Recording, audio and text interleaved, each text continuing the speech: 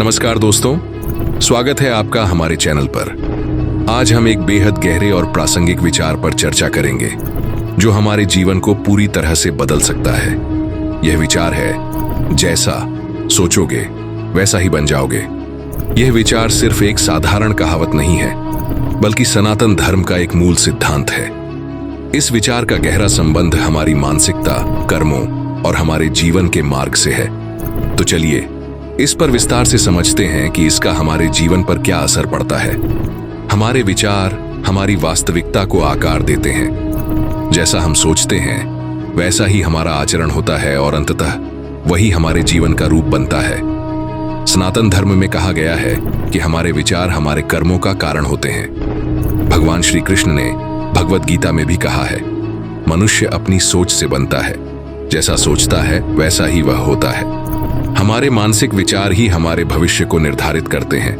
अगर हमारी सोच सकारात्मक और सशक्त है तो हम जीवन में सफलता और खुशी की ओर अग्रसर होते हैं। सनातन धर्म में यह भी कहा गया है कि हमारे विचारों का सीधा प्रभाव हमारे कर्मों पर पड़ता है। जब हम किसी भी कार्य को करने से पहले सकारात्मक विचार करते हैं तो हमारे कर्म भी सही दिशा में होते हैं। इसके विपरीत नकारात्मक विचारों से नकारात्मक कर्म होते हैं जो जीवन में दुख और परेशानियां लाते हैं। महात्मा गांधी ने भी कहा था, हम जो हैं वह हमारे विचारों का परिणाम है। जब हम अच्छे और सशक्त विचारों को अपनाते हैं तो हमारे कर्म भी सकारात्मक और शुभ होते हैं।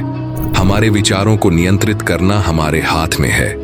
अगर हम अपने मन को शांत, सकारात्मक और संतुलित रखते हैं तो हमारा जीवन भी सुखमय बनता है। सनातन धर्म में ध्यान और साधना के माध्यम से मन को शुद्ध करने का महत्व बताया गया है। जब हम अपने मन में सकारात्मक विचारों को स्थान देते हैं तो हमारा जीवन भी उसी दिशा में विकसित होता है।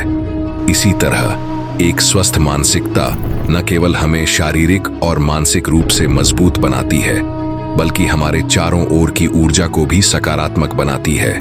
सनातन धर्म में कर्मफल का सिद्धांत है जो बताता है कि हर कार्य का फल होता है।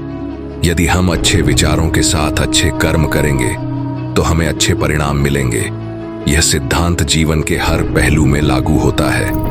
भगवान श्री कृष्ण ने गीता में कहा, कर्मण्येवाधिकारस्ते मा फलेषु कदाचन। इसका अर्थ है कि हमें अपने कर्मों पर ध्यान देना चाहिए, न कि उनके परिणामों पर।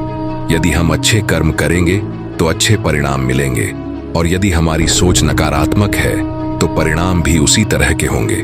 नकारात्मक विचारों से बचने के लिए हमें अपने मन को शुद्ध रखना चाहिए। इसे हम ध्यान, योग और सकारात्मक मानसिक अभ्यासों के माध्यम से कर सकते हैं। ध्यान करने से मन को शांति मिलती है और नकारात्मक विचारों से छुटकारा मिलता है। इसी तरह सकारात्मक विचारों को अपने जीवन में समाहित करने के लिए हमें हर परिस्थिति में धैर्य, साहस और विश्वास रखना चाहिए। भगवान श्री कृष्ण ने भगवद गीता के श्लोकों में हमें यह सिखाया है कि हमारे विचार ही हमारे जीवन की दिशा निर्धारित करते हैं। जैसे हम सोचते हैं वैसे हम बनते हैं। गीता के श्लोकों में यह बात स्पष्ट रूप से दिखाई देती है। मन एव मनुष्याणां करणं बंध मोक्षयोः। भगवद गीता 6.5। इसका अर्थ है कि मन ही मनुष्य का कारण है और यही बंधन और मोक्ष का निर्धारण करता है। यदि हमारा मन सकारात्मक विचारों से भरा है तो हम जीवन में आगे बढ़ते हैं, जबकि नकारात्मक विचारों से हम खुद को जकड़ लेते हैं। गीता में श्री कृष्ण ने कर्म के महत्व पर भी जोर दिया है। वे कहते हैं, कर्मण्येवाधिकारस्ते मा फलेषु कदाचन। भगवद गीता 2.47। इसका अर्थ है कि हमें केवल कर्म करने का अधिकार है, लेकिन उनके परिणाम पर नहीं। हम जो भी कार्य करते हैं वह हमारे विचारों से उत्पन्न होता है। यदि हमारे विचार सकारात्मक हैं तो हमारे कर्म भी सही दिशा में होते हैं और उसके परिणाम भी सकारात्मक होते हैं। हमारे विचारों का असर हमारे कर्मों पर होता है। जब हम सकारात्मक विचारों को अपनाते हैं तो हम अच्छे कर्म करते हैं और अच्छे परिणाम प्राप्त करते हैं। मन की स्थिति को शुद्ध करना और सकारात्मक रखना जीवन में सफलता की कुंजी है। गीता में श्री कृष्ण ने हमें यह सिखाया कि यदि हम अपने मन को सही दिशा में लगाते हैं तो हम जीवन में महान कार्य कर सकते हैं। योगस्था कुरु कर्माणि संगम त्यक्त्वा धनंजय। भगवद गीता 2.7। यह श्लोक यह बताता है कि कर्म को योग और निष्कलंक मानसिकता के साथ करना चाहिए। जब हम अपने विचारों को शुद्ध और सकारात्मक रखते हैं तो हमारा कर्म भी शुद्ध होता है और इसके परिणाम भी अच्छे होते हैं। कर्म फल का सिद्धांत गीता में विस्तार से बताया गया है। भगवान श्री कृष्ण ने कहा, न ही देहभृता शक्यम त्यक्तुम कर्माण्य शेषता। भगवद गीता 18.1। इसका अर्थ है कि शरीर के द्वारा किया गया कर्म छोड़ना कठिन है, लेकिन यह संभव है यदि हम अपने विचारों और इरादों को सही दिशा में लगाएं। गीता के इस श्लोक से हमें यह सीखने को मिलता है कि हमारा कर्म हमारे विचारों से उत्पन्न होता है और वह हमें कर्म फल की ओर ले जाता है। अच्छे विचार अच्छे कर्मों को जन्म देते हैं और बुरे विचार बुरे कर्मों को। गीता में श्री कृष्ण ने बताया है कि हमारे मन को नियंत्रित करना हमारे हाथ में है। वे कहते हैं, शरीर वांग मनोभिरत कर्म प्रारभते नर। भगवद गीता 18.13।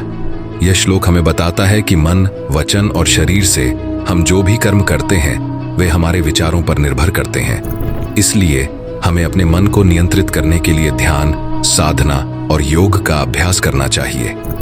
जब हम नकारात्मक विचारों से बचते हैं और सकारात्मक विचारों को अपनाते हैं तो हम मानसिक शांति और सफलता प्राप्त कर सकते हैं। तो दोस्तों, जैसा हम सोचते हैं वैसे हम बन जाते हैं। यह गीता का गहरा सिद्धांत है। हमारे विचार ही हमारे जीवन को आकार देते हैं। इसलिए हमें हमेशा अपने विचारों को सकारात्मक, सशक्त और शुद्ध रखना चाहिए ताकि हमारे कर्म भी सही दिशा में हों और हमारे जीवन में सुख, शांति और सफलता आए। अगर आपको यह वीडियो अच्छा लगा हो तो कृपया इसे लाइक और शेयर करें और हमारे चैनल को सब्सक्राइब करना न भूलें। हम जल्द ही और ऐसे ही प्रेरणादायक वीडियो लेकर आएंगे। धन्यवाद और शुभकामनाएं।